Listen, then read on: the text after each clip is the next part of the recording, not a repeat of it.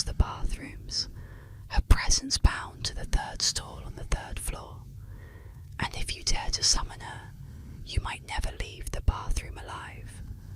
Hanako-san, a vengeful spirit, or perhaps a restless yokai, is said to have met a tragic death long ago.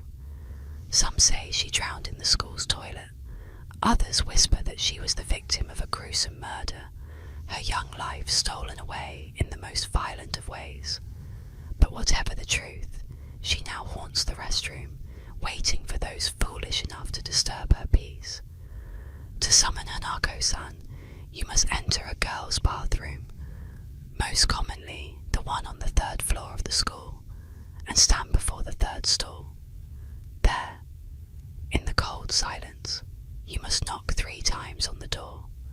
With each knock, the air thickens, growing heavier, colder, as though something or someone is listening. After the final knock, you must ask, "Is Hanako-san there?" If she responds, her voice soft and haunting, a chill will crawl up your spine, and the door will slowly creak open. But beware, what you might see is not a friendly face. Hanako-san is often described as a small girl with short black hair, wearing an old-fashioned school uniform, her face obscured by shadow. Her eyes, if you catch a glimpse of them, are dark voids that seem to draw you in, pulling you closer to an inevitable doom. Some say she will drag you into the toilet, others that she will simply vanish, leaving only a sense of dread and the stench of death in the air. But no matter what you see, one thing is certain. Those who seek her out rarely return unchanged. They are marked by an unsettling presence, a shadow that follows them, and a fear of bathrooms that never truly fades. So, remember this. If you ever hear a knock from the third stall, or feel a cold hand on your shoulder when you least expect it, you'll know Hanako-san is there, waiting, watching, always watching.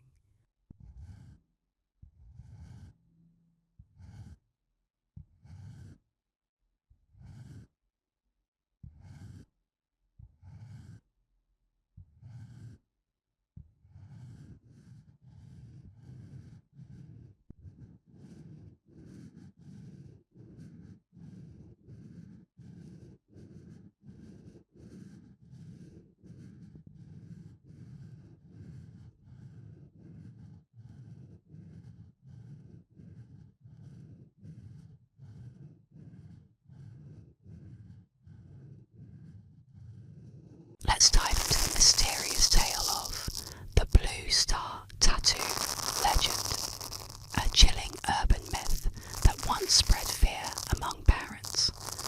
Relax, unwind, and drift off as we explore this eerie story.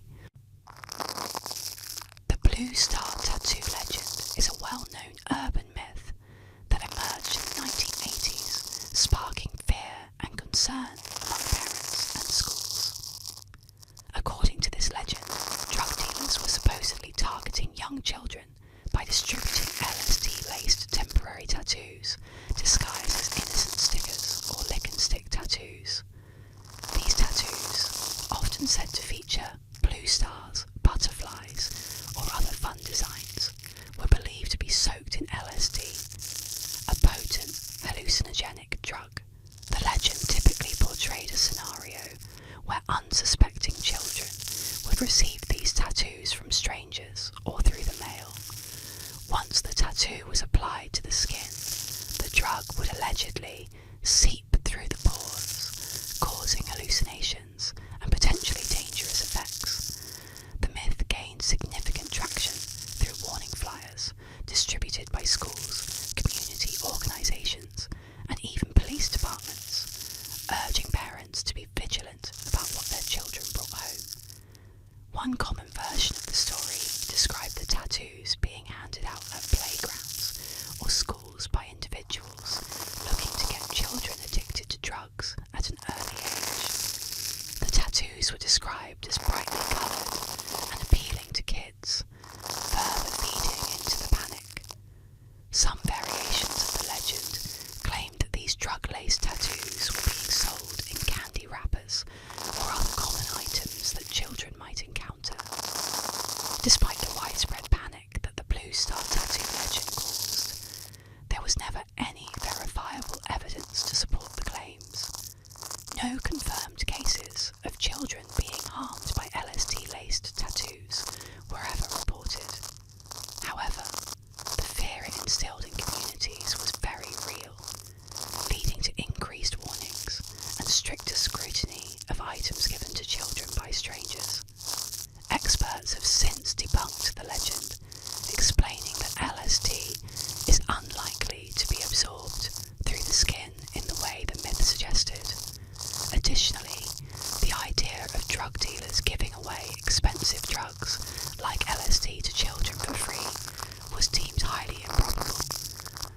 legend, like many urban myths, played on the fears of parents during a time when drug use and awareness were on the rise, particularly in schools. In retrospect, the Blue Star Tattoo legend is an example of how misinformation and fear can spread rapidly. In the quiet, wooded landscape of Wisconsin, there's a chilling mystery that lingers in whispers and half-forgotten memories. According to legend, there once was a town named Doveland, a small, close-knit community with friendly neighbours and quiet streets. Yet, by the early 1990s, Doveland had disappeared without a trace.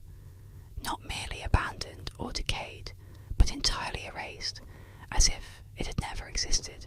Today, there are no maps, no records, not even a mention of it in official documents. Yet, people swear they remember it, and others carry fragments of its memory in objects and eerie recollections. Locals and former residents insist they once visited or even lived in Doveland. They recall the roads, the town square, the shops, and the lake that glistened under summer skies. Some claim they have souvenirs, t-shirts, postcards, or even keychains that bear the name Doveland, Wisconsin. These objects are rare, kept like relics, though the origins are lost and faded, as if each one were a relic from a place beyond reach. Those who find themselves in possession of these objects describe an uneasy feeling, as if they hold a piece of something that wasn't meant to be remembered. The most unnerving aspect of the legend is that no one seems to agree on what happened to Doveland. Some say it was the result of a government experiment gone wrong, a project that shattered the fabric of reality itself. Others whisper about a tragedy so horrific that the town was erased to protect outsiders from its dark secrets. And still, there are those who believe Doveland simply slipped through a crack in time, disappearing into another dimension, leaving only the faintest of imprints in our world. Strangers passing through the area where Doveland once stood often report feeling lost or uneasy, as if they're being watched by something unseen. There are other eerie reports as well. Travellers say that on certain nights they've seen faint lights through the trees and heard the distant sounds of music and laughter, as though a town was still there, celebrating in the darkness. Some even say they've glimpsed ghostly figures in the shadows, walking along non-existent streets, whispering words that dissolve in the wind. People who claim to have lived in Doveland share an unsettling commonality. They all experience recurring dreams of returning to the town, walking familiar streets, greeted by familiar faces, faces they now cannot remember. They wake with a sense of deep loss, as if a part of themselves was left behind in that town that no longer exists. Strangers who visit the region sometimes describe feeling a magnetic pull to a place that doesn't appear on any map, or an intense sense of déjà vu, like they've stepped into a place they once knew but cannot recall. Doveland, Wisconsin remains an enigma, a town lost to time or perhaps to something far darker. Its absence lingers like a wound, and those who remember it are left with the eerie feeling that a piece of reality has slipped away, taking with it a slice of their own lives. The mystery of Doveland hangs like a shadow over the region, a strange void that beckons to those who seek it, yet warns of dangers hidden within forgotten places. For those who dare to remember or seek to uncover its secrets, there's always the haunting question: what happens to those who dig too deep into a place that was never meant to be found? In the chilling depths of Staten Island's folklore, a sinister figure known as Cropsey stalks the nightmares of those who dare to whisper his name. Originally conceived as a boogeyman to scare children into obedience, Cropsey evolved into a far more horrifying reality, merging with the true crimes of a man named Andre Rand, whose deeds during the 1970s and 1980s turned him into a living embodiment of the legend. The tale of Cropsey began as a ghost story, one that parents recounted during hushed evenings, a spectral figure lurking in the shadows of the woods, preying on wayward children who strayed too far from home. Descriptions varied, but all agreed on his ghastly demeanour, a disfigured face, haunting eyes, and a hook for a hand, dragging behind him the echoes of chains he rattled, a warning in the wind. As the urban legend grew, so did Cropsey's malevolence. He was said to reside in the ruins of the abandoned Willowbrook State School, a place already steeped in dark history due to its controversial past, as a residence for children with disabilities, subjected to horrendous conditions. Here, Cropsey found his sinister refuge, emerging under the cloak of night to chase the echoes of laughter with a hunter's glee. But the line between myth and reality blurred horrifically when children in Staten Island began to disappear in the 1970s and 80s. Panic gripped the community as the legend of Cropsey seemed to come alive. And then came Andre Rand, a former employee of the Willowbrook State School. When he was arrested in connection with the disappearances, the people of Staten Island were aghast to find that their boogeyman had taken human form.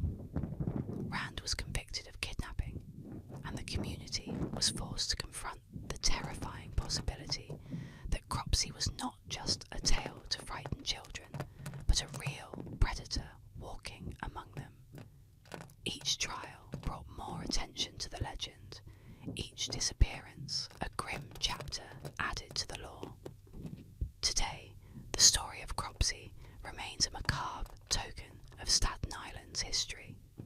The dilapidated structures of Willowbrook still stand, overgrown and forsaken, yet pulsing with the dark heartbeat of past atrocities. Those who venture near claim to feel a chilling presence, hear the faint rattle of chains, or see a shadow dart between the trees. Cropsey has transcended his origins as a mere boogeyman to become a symbol of real-life horrors, a cautionary tale that warns of the monsters that may dwell not just in our stories, but in the very heart of our communities. Relax and unwind as we delve into the eerie tale of the Buckley family, an urban legend shrouded in mystery. Let the chilling story guide you gently into a deep, peaceful sleep. The Buckley family urban legend revolves around a chilling photograph of two children who reportedly murdered their mother on Halloween night. The story begins with the discovery of an old, grainy, black and white photo found in an abandoned house, showing a young boy and girl standing side by side. At first glance, the picture seems innocent, but upon closer inspection, there's something unnerving about the children's blank expressions. The story behind the photo is far more sinister. According to legend, the Buckley family lived in a quiet neighbourhood in the 1950s. On Halloween, the two Buckley children, who were around 10 and 12 years old, brutally murdered their mother in cold blood.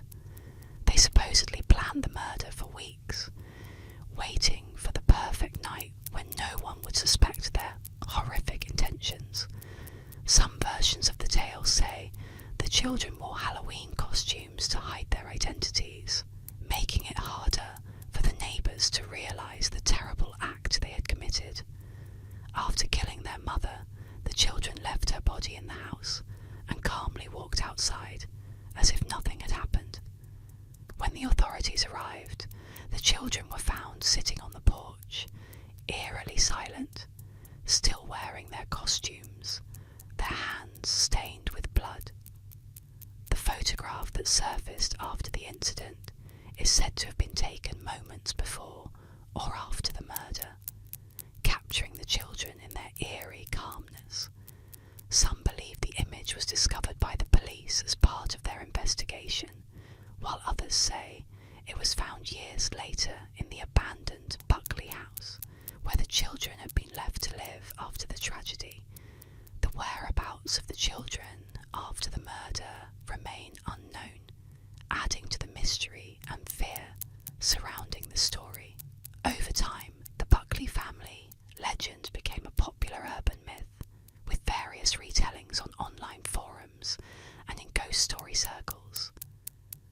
photograph itself has become a symbol of fear, said to be cursed. Anyone who gazes at it too long or too often experiences terrible nightmares, or even worse, finds themselves drawn into the same darkness that consumed the Buckley children. The Buckley family tale continues to be passed down as a reminder of the horrors that can lurk behind seemingly innocent faces, forever leaving a haunting impression on those who hear it.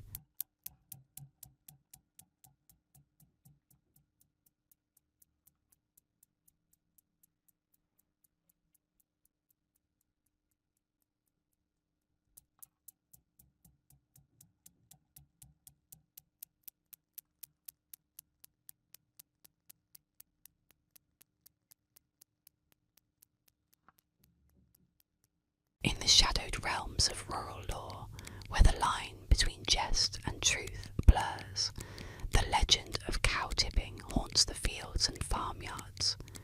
Said to be a moonlit escapade for thrill-seeking youths, this bizarre activity involves the stealthy approach towards an unsuspecting cow, fast asleep standing upright in the darkness, and the sudden, forceful shove to topple the massive beast over for mere sport.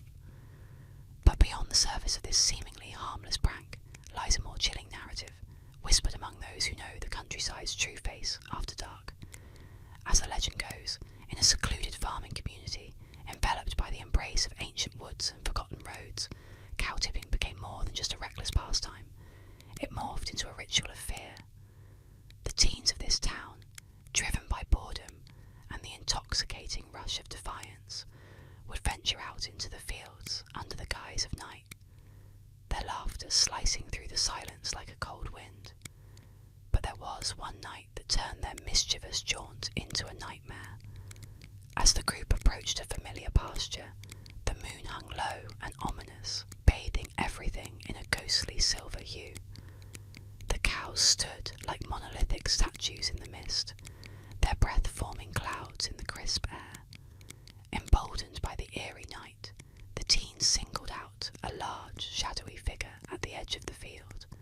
With a mix of exhilaration and alcohol-fueled bravado, they crept up to the sleeping cow. However, as they laid their hands on the creature, ready to push, the cow did not budge. Instead, it slowly turned its head, revealing not the docile eyes of a farm animal, but the glowing red orbs of a creature from deeper shadows.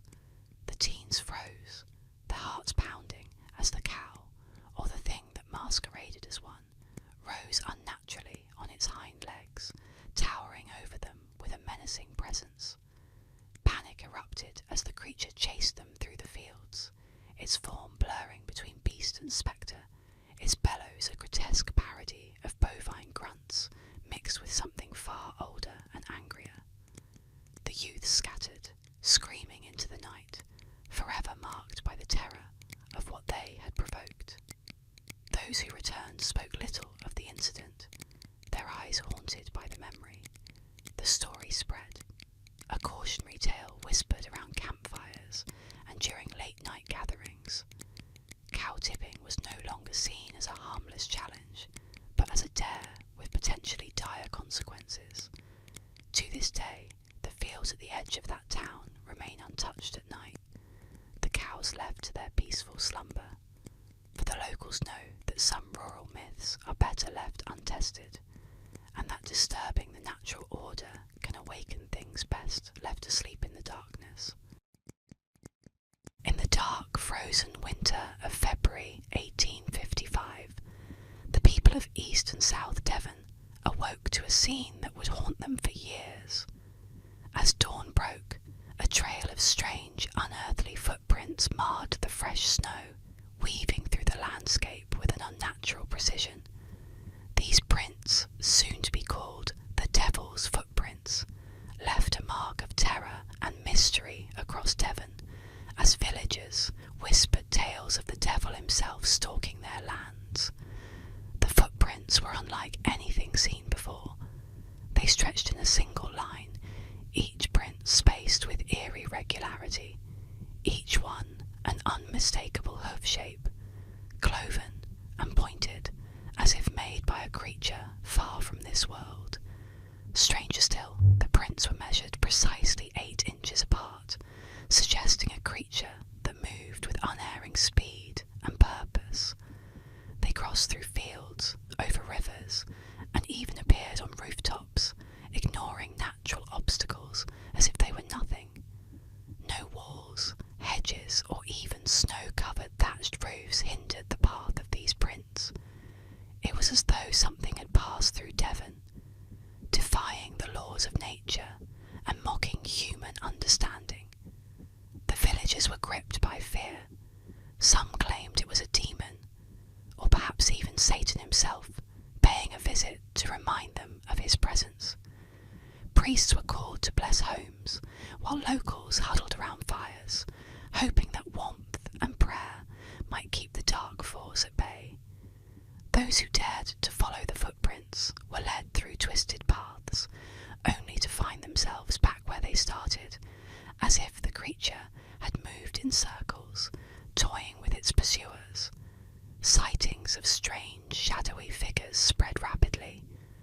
A farmer reported hearing faint, mocking laughter as he walked alone through the woods one night, his eyes catching a fleeting glimpse of a dark form in the trees. Another villager swore that she saw a pair of glowing red eyes watching from her window, disappearing only when she crossed herself and muttered a prayer. Tales like these fueled the belief that the devil's footprints were not just a physical presence, but a sign of something deeply sinister lurking just beyond sight. The phenomenon lasted for a single, harrowing night, the footprints stretching for miles before they abruptly vanished as mysteriously as they had appeared. In the days that followed, the snow melted and the tracks faded into legend, yet the fear remained. People spoke of it in hushed tones, glancing over their shoulders, as if expecting the devil to return, his footprints renewed in fresh snow. To this day, no one has explained the devil's footprints. Were they a prank, a trick of nature, or something far darker, a message from the underworld itself? The villagers of Devon may never know, but one thing is certain. On cold, moonlit nights, when the winter's silence deepens, in the dead of night, where shadows converge and fear festers, the legend of the clown doll terrorizes those who dare recall it. An eerie twist on the age-old tale of the babysitter and the man upstairs. This sinister story winds its icy fingers around the spine of suburban legend.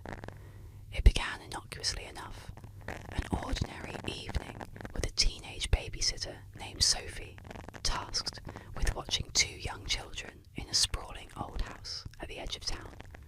The parents had gone out for a rare night on the town, leaving Sophie in charge, the TV the only light flickering against the growing darkness outside.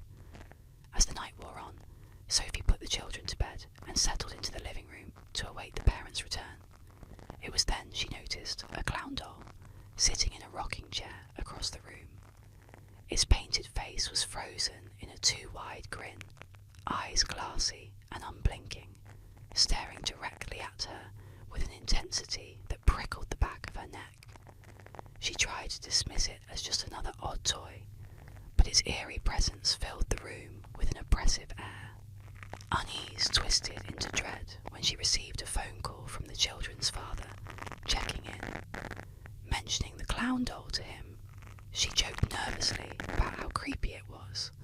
Silence stretched on the line for a moment before the father's voice, now tense and urgent, pierced the quiet. "Listen to me carefully," he said. "Take the children and go to the neighbour's house immediately. We don't have a clown doll."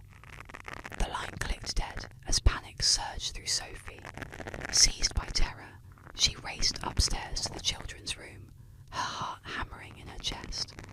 Bursting through the door, she found the children sleeping soundly, unaware of the nightmare unfolding. Without a moment to spare, she bundled them up and fled into the night.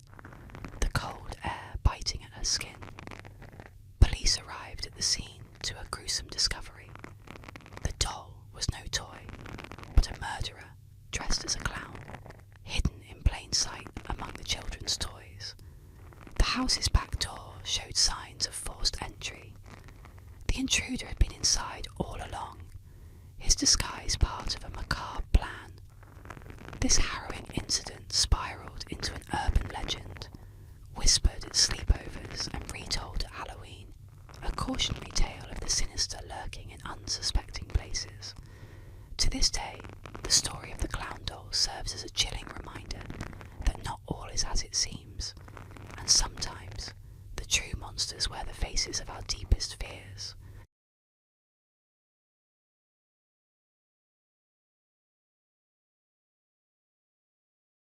Tonight's story takes us to the mysterious legend of the Bunny Man, a figure lurking in the shadows with an axe in hand.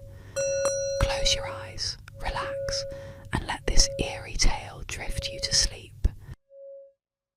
The Bunny Man is an eerie urban legend that took root in Fairfax County, Virginia in 1970 and has since spread across the Washington, D.C. area. The story has been retold in many forms, but the core of the legend centres around a mysterious figure dressed in a rabbit costume, referred to as the Bunny Man, who reportedly terrorises people with an axe. The legend is said to have originated from two strange incidents. The first took place in October 1970, when a young couple parked their car near a secluded area to talk. Suddenly, a man in a bunny suit appeared out of nowhere, wielding an axe. He angrily yelled at them about trespassing on his property before smashing the car window with the axe. Fortunately, the couple was able to drive away unharmed, but the encounter left them shaken. The second incident occurred just 10 days later. A security guard noticed a man dressed in a similar rabbit costume standing on the porch of a newly built home. The Bunny Man allegedly began hacking away at the structure with an axe, yelling that the house was built on his land. By the time authorities arrived, the Bunny Man had vanished, leaving behind a scene of destruction and confusion. From these two reports, the legend of the Bunny Man grew, and with it, many variations began to emerge. Some versions of the tale claim that the Bunny Man is the ghost of an escaped mental patient who had a psychotic break and now haunts the area, seeking revenge on anyone who crosses his path. Others suggest that the Bunny Man is still alive, lurking in the woods of Virginia, waiting for the next unsuspecting victim. The most notorious version of the legend involves the Bunny Man Bridge, a secluded railway overpass near Clifton, Virginia. According to some, this bridge is where the Bunny Man is most likely to appear, especially on Halloween night. Witnesses have claimed to hear strange noises or even see the shadowy figure of the Bunny Man wielding his infamous axe. While there is no solid evidence to prove the existence of the Bunny Man, the legend has persisted for decades, fueling local folklore and unsettling the imaginations of those who dare to explore the areas where the Bunny Man is said to roam. We dive into the unsettling tale of the colander lie detector, a strange and eerie urban legend. Settle in, relax, and let this mysterious story guide you gently into sleep. An eerie urban legend from the 1960s speaks of a chilling interrogation method used by police or army investigators. It began with a crude yet unsettling setup. A colander, typically used for straining pasta, repurposed into a nightmarish piece of equipment. The investigators would place this everyday kitchen item onto the head of a suspect, but its sinister transformation didn't end there. Wires connected the colander to a photocopier, creating the illusion of advanced technology. In a dimly lit interrogation room, the suspect would sit nervously as the investigators loomed over them, watching intently. tension was palpable, the walls closing in as the suspect was bombarded with questions. The investigators' eyes would dart back and forth between the suspect and the machine, waiting for the first crack in their story. Each time the suspect answered, the photocopier would whir to life, spitting out a fresh sheet of paper. The sound of its mechanical churning filled the room, amplifying the sense of dread. If the answer was deemed acceptable, the machine remained silent, offering a brief respite. But if the investigators found the response suspicious or dishonest, the copier would hiss and clunk, printing a single sheet with a damning message. "He's lying." The effect was immediate. Suspects, already frazzled and scared, would crumble under the pressure of the so-called lie detector, convinced that the colander was exposing their every falsehood. They couldn't know that it was all a cruel trick. The investigators manipulated the machine, not through science or technology, but through psychological warfare. The power of suggestion turned the colander and photocopier into terrifying tools, blurring the line between reality and fiction. Some say the interrogators used this method for years, laughing behind closed doors at how easily their victims were broken by the sight of a kitchen utensil on their head. But as with any legend, the line between truth and myth is thin. Stories began to circulate of suspects who couldn't handle the pressure, of minds unravelling as they became trapped in a game where the stakes felt life or death. Whispers of the colander lie detector persist, and while it's easy to dismiss it as a bizarre tale from the past, one can't help but wonder if, somewhere in a dark corner of the world, the machine is still being used, waiting to catch its next victim in its web of fear and deception. In old cemeteries across the United States, there are weathered stone seats hidden among the graves, worn by time and cloaked in shadow. Known ominously as the Devil's Chair, these benches are more than mere sculptures. They are said to be gateways to the supernatural, places where darkness lingers and whispers are heard.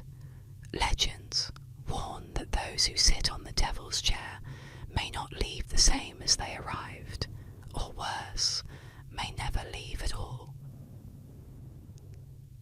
One of the most infamous Devil's Chairs is found in a forgotten corner of a small cemetery in Kansas.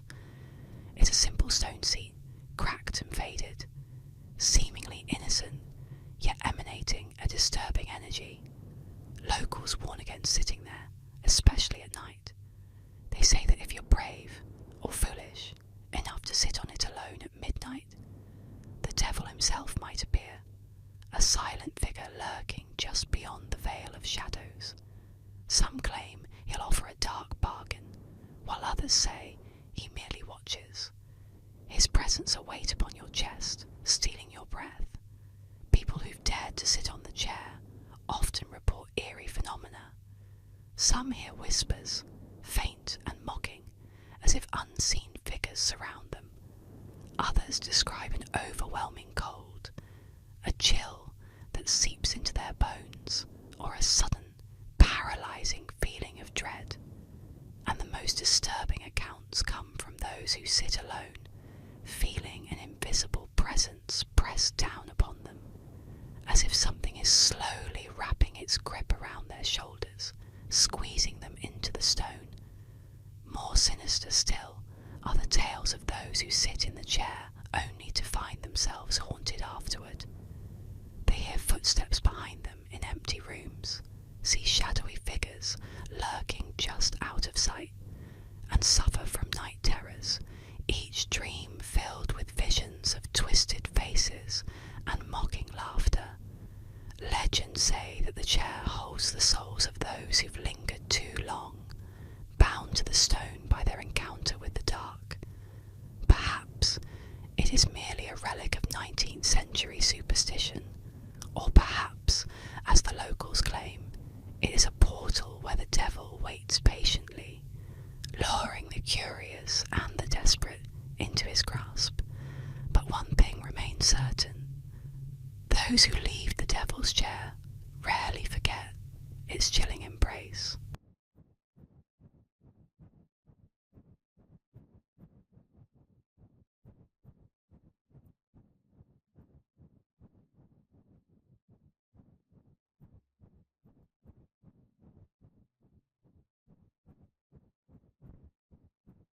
Let's journey into the peaceful waters of the Pacific coast, where legends of Cadborosaurus, a mysterious sea serpent, drift in the waves. Relax and let the soothing tale unfold. Cadborosaurus, affectionately known as Caddy, is a legendary sea serpent that has captured the imagination of many along the Pacific coast of North America.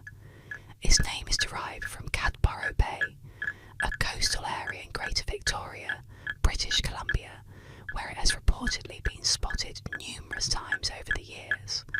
The legend of Caddy has become a staple of local folklore, with stories of its sightings stretching from Alaska to California, although British Columbia remains its most frequent haunt. Described as a massive, snake-like creature, Cadborosaurus is said to possess a long serpentine body, often estimated to be between 10 to 50 feet in length. Witnesses describe its head as horse-like, with large eyes, and sometimes small horns or fins protruding from the sides. The creature is also thought to have humps along its back, similar to the classic sea serpent imagery that has been passed down through various cultures around the world. These humps are often visible as it glides just beneath the surface of the water, leaving a distinct wake in its path. Caddy's elusive nature adds to the mystery surrounding it. There are countless accounts from sailors, fishermen, and beachgoers who claim to have seen the creature, yet no definitive physical evidence has ever been produced to confirm its existence. The creature is usually reported to move with great speed, effortlessly cutting through the water, making it difficult to capture or photograph. Some theories suggest that Caddy could be a type of prehistoric marine animal that has managed to survive in the deep, unexplored waters of the Pacific. Others believe it could be an undiscovered species of giant eel, or a relative of the oarfish, a long, ribbon-like fish known for its impressive size. Throughout the years, various expeditions and searches have been launched to find Cadborosaurus, but none have succeeded in proving the creature's existence. In 1937, the legend gained even more traction when the carcass of a strange sea creature, believed by some to be Caddy, was found in the stomach of a sperm whale. The discovery sparked a flurry of media attention, but the remains were never properly examined, and skeptics argue that the body was likely that of a known marine species. Despite the lack of solid evidence, the legend of Cadborosaurus lives on, inspiring curiosity and wonder about what might still be lurking beneath the waves. Along the mist-shrouded waters of Wyoming's Platte River, locals whisper of a spectral vessel that has haunted the river for centuries. Known as the Death Ship of the Platte River, this ghostly apparition appears suddenly, cutting through the fog with an unnatural silence that chills even the bravest souls who witness it.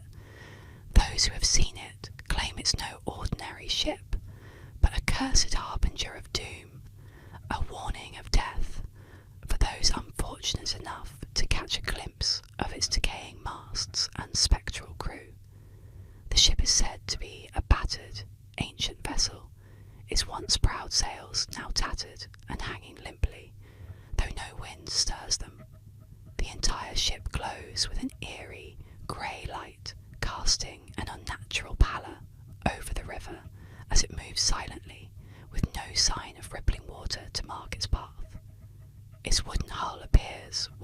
rotting, covered in strange mosses and barnacles, yet it glides as if untouched by time. Witnesses recount that the ghostly ship seems to be staffed by a crew of shadowy figures, barely distinguishable from the mist that clings to the riverbanks. These phantom sailors stand deathly still, their hollow eyes staring blankly ahead, as though seeing a world beyond the living. The sight of them is enough to paralyze anyone who dares to watch, their forms flickering like candle flames in the fog, silent, yet filled with an overwhelming sense of dread. According to legend, those who see the death ship of the Platte River are destined to witness a death, often their own or that of someone close to them. Stories tell of pioneers and river travellers who encountered the ghostly vessel and soon after met tragic ends. One tale describes a fisherman who spotted the ship gliding down the river on a foggy morning. Mesmerised, he watched as one of the ghostly sailors extended a bony hand and pointed directly at him. Within days the man fell ill, his life draining away under mysterious circumstances. Another chilling account recalls a young couple who were boating on the river at dusk when the ship emerged from the fog. They watched in horror as the crew seemed to look straight through them, their empty eyes filled with a cold indifference to the living. Days later, the couple's bodies were discovered on the riverbank, their boat overturned, and no explanation for their sudden deaths. The death ship of the Platte River is no mere phantom tale. Locals swear by its appearances, warning travellers not to linger by the river when the fog thickens, especially near Alcova and Torrington. It's a grim reminder that some spirits do not rest, and that some waters are forever cursed. The ship drifts onward, a harbinger of death, carrying the souls of its doomed crew, forever bound to the Platte's dark, winding course. Relax, settle in, and drift off as we unravel the eerie legend of the Catman of Greenock, a mysterious figure lurking in the darkened streets of Scotland, where shadows hide untold secrets.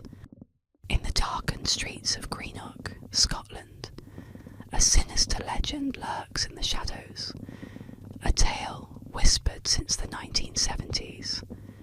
The Catman of Greenock, a creature both feared and pitied, has haunted the alleyways, becoming a story that locals tell in hushed voices to keep their children close at night.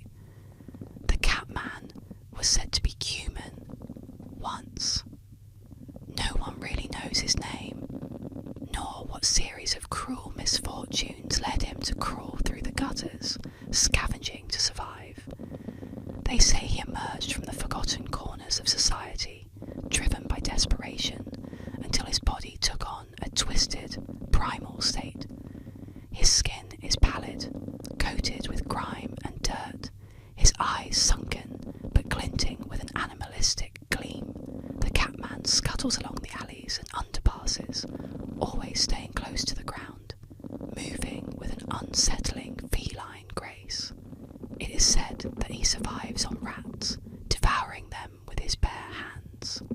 Eyewitnesses claim to have seen him in the dead of night, his filthy fingers closing around a writhing rodent, sinking his teeth into the squirming creature, the crunch of bone and squeal of his prey echoing faintly against the bricks.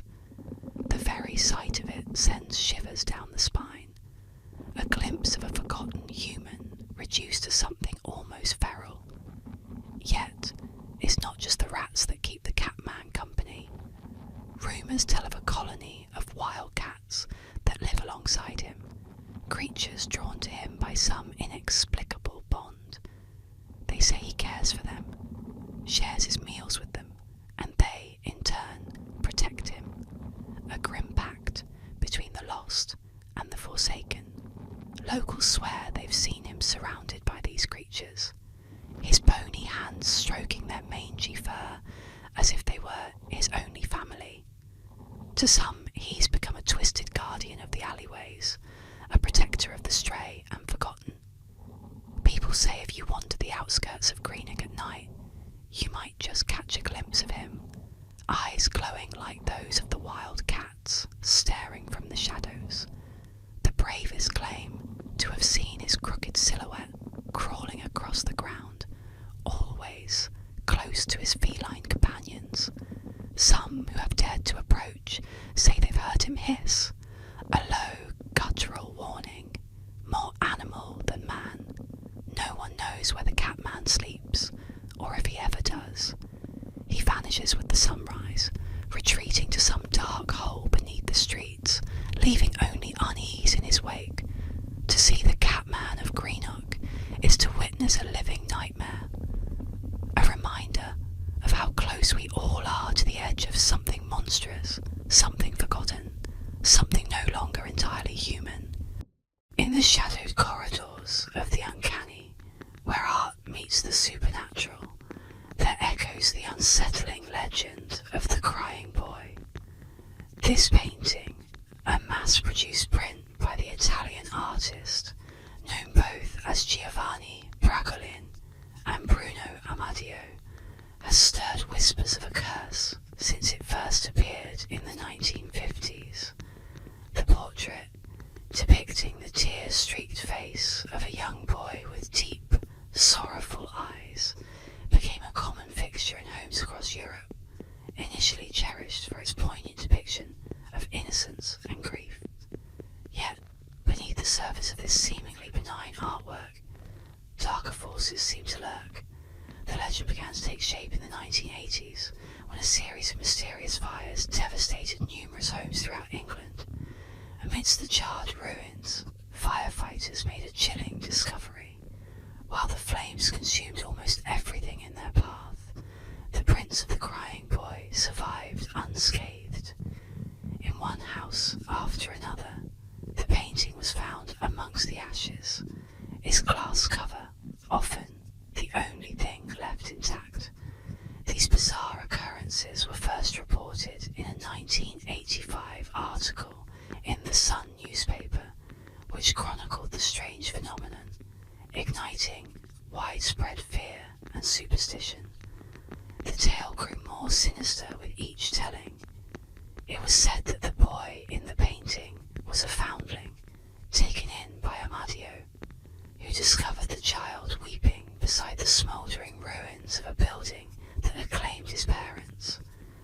Moved by his plight, Amadio captured the boy's eternal sorrow on canvas. However, dark rumours swirled that the artist had exploited the child's curse, for the boy was no ordinary orphan. Legend had it that wherever he resided, fires of unknown origin would inexplicably ignite. As the cursed painting's fame spread, so did accounts of misfortune attributed to it. Owners of the print reported inexplicable series of bad luck, with numerous testimonies of personal tragedies that befell those who displayed the painting in their homes.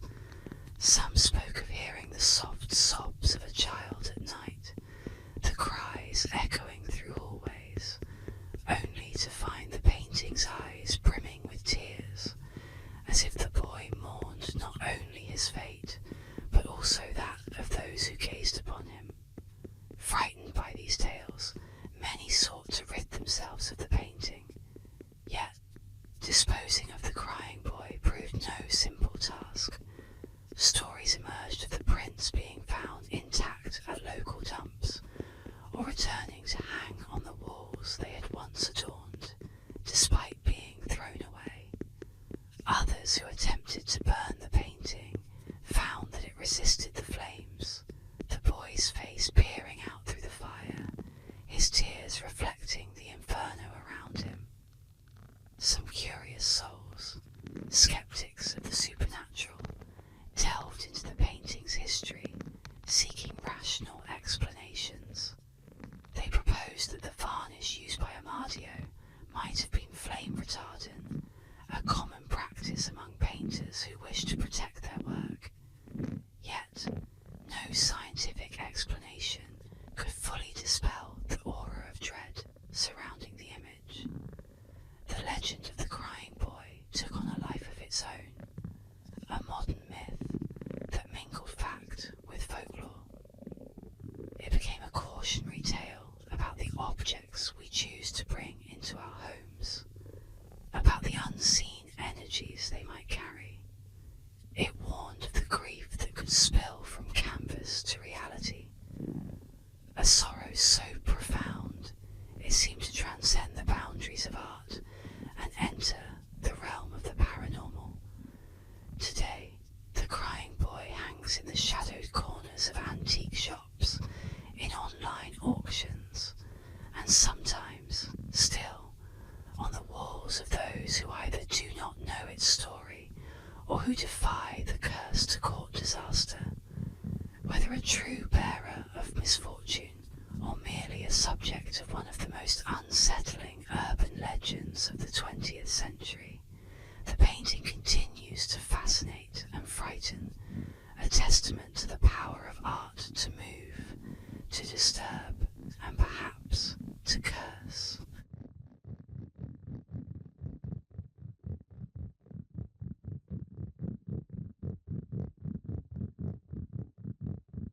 Let's journey into the haunting forests of Veracruz, where ancient whispers tell of mysterious creatures called the Chaneques.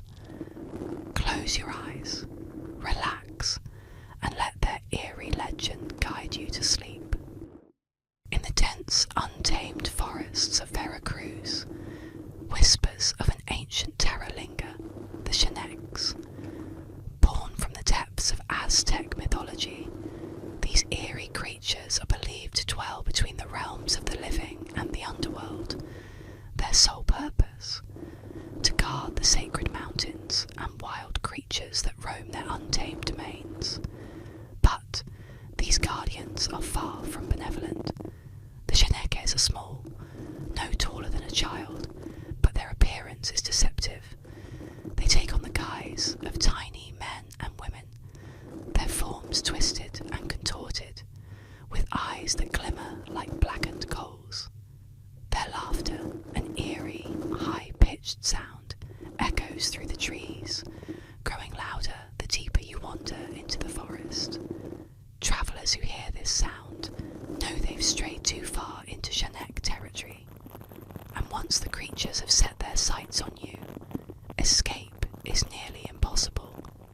The air grows thick, heavy with the scent of damp earth and rotting leaves, and suddenly you'll realise that the path you are following has vanished. The trees around you seem to close in, and the familiar sounds of the forest, birdsong, the rustling of leaves, fall deathly silent. It is then that the Chaneques strike. With swift, silent movements, they dart between the trees, their eyes glowing faintly in the dim light. Their soft whispers crawl inside your head, filling your mind with confusion and dread. Legends say that the Chaneques possess a terrifying power. They can steal a person's tonali, the very essence of one's soul. Once taken, the victim is left wandering in a daze, trapped in a state of confusion and fear. Days turn to weeks, and the unfortunate traveller begins to wither, their mind unravelling until they are but a hollow shell of their former self. To those who manage to escape the forest, the ordeal never truly ends. They say that the Chaneques curse their victims with endless nightmares and strange illnesses, their whispers haunting them long after they've left the woods behind. The only way to break free is to return to the forest and appease the Chaneques with offerings of food or valuables. A dangerous proposition, for those who return rarely make it out alive. In the dark, shadowy depths of the forest, the Chaneques wait, ever watchful. For once you enter their domain, you belong to them, and they landscape of American folklore, few tales evoke the chill of the Crybaby Bridge. Across the United States, numerous bridges bear this macabre nickname, each story rooted in a haunting event so sorrowful that the echoes seem to transcend time itself. These structures, often decrepit and isolated, are united by the eerie phenomenon of phantom infant wails that pierce the stillness of the night. One such bridge looms on the outskirts of a small, weathered town, cloaked in the thick mists that rise from the river below. Local legend has it that many decades ago, a young mother, driven by despair and madness, threw her newborn child from the bridge into the icy waters beneath. They say she was consumed by grief and torment over her deed, and that her wails mingled with those of her child in a symphony of anguish. Overcome by remorse, she leapt to her own death, hoping in vain to join her child in the depths. Since that fateful night, those who dare to walk the bridge after dark report hearing the harrowing sounds of a baby's cries, so real and so close that they turn in desperation, searching for the child they can never find. Some also hear the ghostly lament of the mother, a mournful wail that drifts across the river and settles like a cold shroud upon the hearts of the listeners. The Crybaby Bridge has become a rite of passage for the local youth, a test of courage or foolhardiness. Teenagers gather in hushed groups, their voices low, as they dare one another to cross the bridge at midnight. Armed only with flashlights that cast long, ominous shadows, they step onto the creaking wood, each plank groaning under the weight of the grim history it bears. As they reach the centre, where the river runs darkest, the cries begin. At first, a soft whimpering, it soon swells into a crescendo of screams, so visceral that many flee in terror, swearing never to return. Others speak of seeing a spectral figure of a woman, her gown flowing and pale in the moonlight, her arms reaching out for the child she will never hold again. Cameras and phones, intended to capture proof, inexplicably fail, leaving only the memories of those haunted by what they have experienced.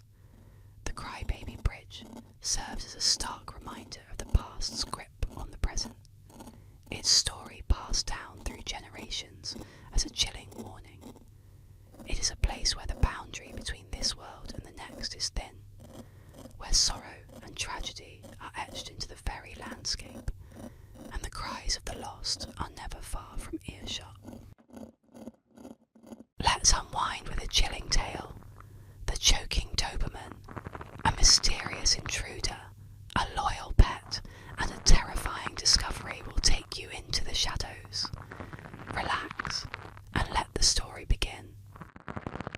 On a cold, dark night, a woman returned home after a long day. Her house was eerily silent, except for the faint sound of her Doberman whimpering. Startled, she rushed to find him slumped on the living room floor, struggling for air. The dog's body convulsed as it tried to cough up whatever was lodged in its throat. Panicked, the woman knelt beside her beloved pet, trying to comfort him. His choking worsened, and she knew she had to act fast. Without hesitation, she scooped up the Doberman and sped to the nearest vet clinic, her heart pounding as her dog gasped for air in the back seat. Every passing moment felt like an eternity. When they arrived, the vet wasted no time. They sedated the dog and began to investigate the source of the obstruction. What they found made the vet's face go pale. He slowly pulled out a severed human finger from the Doberman's throat. The woman stood frozen in shock as the vet explained what had caused her dog's distress. A chilling sense of dread crept over her. Whose finger was it? The vet urged her to call the police immediately. Shaking, she dialed 911 and told the dispatcher what had happened. The operator's voice, initially calm, quickly grew tense. "Get out of the house, Mom. Now." Confused and terrified,